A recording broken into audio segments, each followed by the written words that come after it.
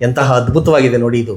ತಿರುಗಿ ತಿರುಗುತ್ತ ಬುಗುರಿ ತಾನೇ ಸೋತು ತಿರೆಗುರುಳುವುದು ತನ್ನ ಬಲವ ತಾಂ ಕಳೆದು ನರನು ಮಂತೆಯೇ ಸುತ್ತಿ ಕಡೆಗೊಂದು ದಿನವಷ್ಟೇ ತೆರುಪನಸ್ತಿಯದರೆಗೆ ಮಂಕುತಿಮ್ಮ. ಒಂದು ಬುಗುರಿ ಅದು ವೇಗವಾಗಿ ಅದು ಸುತ್ತುತ್ತಾ ಇರಬೇಕಾದ್ರೆ ನೋಡಲಿಕ್ಕೆ ಬಹಳ ಚೆಂದ ಕಾಣಿಸುತ್ತೆ, ಮನಸ್ಸಿಗೆ ಆನಂದ ಆಗುತ್ತೆ, ನೋಡೋರಿಗೆಲ್ಲ ಖುಷಿ ಕೊಡುತ್ತೆ. ಆದರೆ ಆ ಸುತ್ತುವ ಬುಗುರಿ ಒಮ್ಮೆ ಬೀಳಲೇಬೇಕಲ್ಲ, ಅದು ಬಿದ್ದಾಗ ಅದು ವಾಸ್ತವ ಸತ್ಯ ಅದಕ್ಕೆ ಅರಿವಾಗುತ್ತೆ.